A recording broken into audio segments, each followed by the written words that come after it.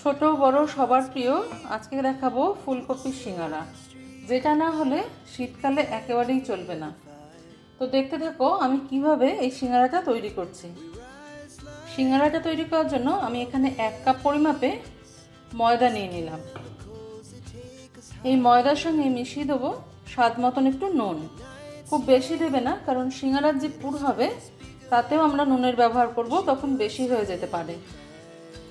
1 pinch মতন আমি এখানে একটুখানি হলুদ অ্যাড করব। সিঙ্গারা হচ্ছে একটা প্রসিদ্ধ স্ট্রিট ফুড। একটুখানি চিনি আমি এর মধ্যে অ্যাড করে দিলাম। দেখো সামান্য একটু জোয়ান নিয়ে নিয়েছি হাতে, এই হাতের সাহায্যে এটাকে ক্রাশ করে আমি এর মধ্যে মিশিয়ে দেবো। আমার হাতটা অবশ্যই ভালো করে ধোয়া আছে, কারণ এটা একটা হেলদি হ্যাবিট। মিশিয়ে দেবো সামান্য একটু কালো জিরে। এখন সবকটা উপকরণ ভালো করে হাতের সাহায্যে মিশিয়ে নেব, যেরকম করে আমরা ময়ান দিই। সামান্য একটু তেলের ব্যবহার করলাম আমি 1 চা চামচ মতন, তোমরা চাইলে ঘি ব্যবহার করতে পারো।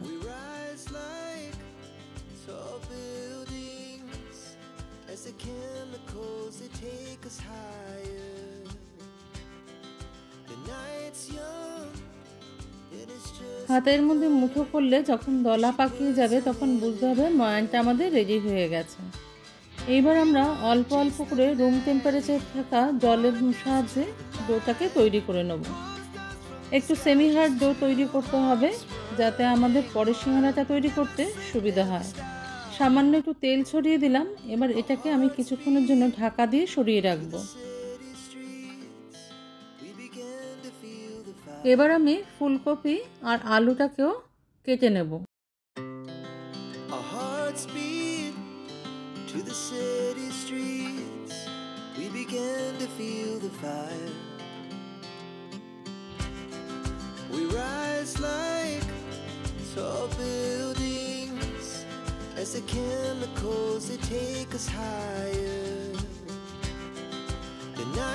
ফুলকপি মটরশুঁটি আলুটাকে আমি জলের মধ্যে একটু ভিনিগার নুন আর হলুদ দিয়ে কিছুক্ষণের জন্য ভাপিয়ে নেব। একটা হামানদিস্তার মধ্যে আমি কিছুটা কাঁচা লঙ্কা আর খোসা শুদ্ধ আদা ধুয়ে পরিষ্কার করে নিয়ে থেতো করে নিচ্ছি। থেতো করলে স্বাদটা অনেক বেশি ভালো হয়।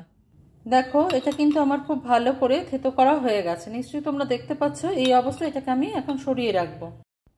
আলু ফুলকপি মটরশুঁটি কিন্তু আমাদের সিদ্ধ হয়ে গেছে, সিদ্ধ হয়নি, ভাপানো হয়ে গেছে। এটাকে আমরা আবার সরিয়ে রাখবো। আমি একটা তড়কা প্যানের মধ্যে কিছুটা পরিমাণ মৌরি আর কিছুটা পরিমাণ জিরা নিয়ে নিলাম, আর নিয়ে নেব কয়েকটা শুকনো লঙ্কা আর তেজপাতা। এগুলোকে আমি ড্রাই রোস্ট করে নেব। ড্রাই রোস্ট করা হয়ে গেলে এটাকে আমি ঠান্ডা করে গুঁড়ো করে নেব। তবে গুঁড়োটা যেন একটু দানা দানা ভাব থাকে, এরকম দেখে নিতে হবে। তেল গরম করে তার মধ্যে আমি ফোড়নে দিয়ে দিলাম গোটা জিরা, দিয়ে দিলাম আমি ফোড়নটা। এবার আমি যে আদাটা থেতো করে রেখেছিলাম কাঁচা লঙ্কার সাথে সেটা অ্যাড করে দেব।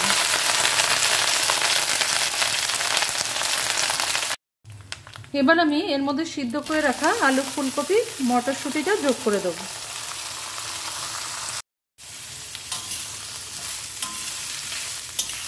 এবার আমাদের একটুকাল অপেক্ষা করতে হবে। আলু আর কপিটা তো পুরোপুরি সিদ্ধ হয়নি, অর্ধেকটা হয়েছে, তো বাকি অর্ধেকটা আমাদের এই কষানোর মাধ্যমে করতে হবে। তরকারিটা যখন ভাজা ভাজা হয়ে আসবে তখন আমি দেখো যেটার মধ্যে আদা আর লঙ্কাটা থেতো করেছিলাম ওই জলটুকু আমি মিশিয়ে দেবো। তরকারিটা যখন মোটামুটি ভাজা হয়ে এসছে তখন আমি এখানে ভাজা চিনেবাদাম ক্রাশ করে রেখেছিলাম সেটা অ্যাড করে দিলাম। তোমরা চাইলে কাঁচাও দিতে পারো, তবে সেটা আগে থাকতে ভেজে নিতে হবে। দিয়ে দিলাম প্রয়োজন মতন নুন, সামান্য একটু হলুদ গুঁড়ো, আর যে মশলাটা আমি গুঁড়ো করে রেখেছিলাম সেখান থেকে কিছুটা পরিমাণ আমি অ্যাড করে দিলাম। এবার দেখো ডোটাকে আমি কিছুক্ষণ একটু মেখে নেব কয়েক সেকেন্ডের জন্য, তারপর এর থেকে লেচি কেটে নেব। যে যার পরিমাণ মতন লেচিগুলো কেটে নেবে। আমি 3টে করেছি, এর থেকে আমি 2টো করে করে মোট 6টা 8টার মতন সিঙ্গারা তৈরি করব। ভালো করে বেলে নিলাম। এবার প্রসেসটা লক্ষ্য করে দেখো আমি কি দিয়ে করছি। আমি পিৎজা কাটার দিয়ে কেটেছি, তোমরা চাইলে ছুরি দিয়ে কাটতে পারো, যে কোনো কিছু দিয়ে কেটে নিতে পারো। খুব সোজা প্রসেস, আমি তোমাদের আগেও দেখিয়েছি, আজকেও দেখিয়ে দিলাম সিঙ্গারা তৈরি করবার। আমার জল বা অন্য কিছুর প্রয়োজন হয় না, তবে 50%-এর মতন ফিল করবে।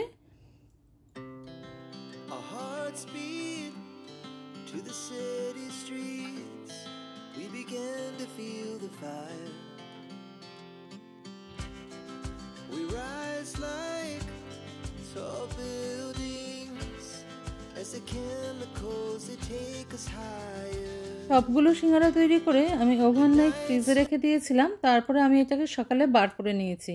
মাঝারি আঁচে তেলটাকে গরম করে আমি একটা দুটো করে সিঙ্গারা কিন্তু এর মধ্যে ভেজে নেব।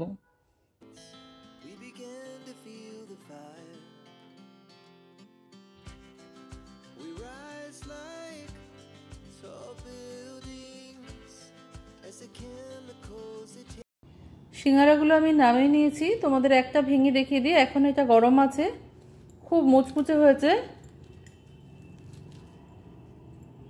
দেখো এর ভেতরটা এখনও গরম আছে, এটা ধরতেও অসুবিধা হচ্ছে। তো খেতে কিন্তু অসাধারণ হয়, অবশ্যই নিজেরা একবার ট্রাই করবে বাড়িতে। আজকে তবে এই পর্যন্তই বন্ধুরা, দেখা হচ্ছে পরের দিন অন্য কোনো রেসিপি নিয়ে তোমাদের সঙ্গে। তোমরা সবাই ভালো থেকো, সুস্থ থেকো।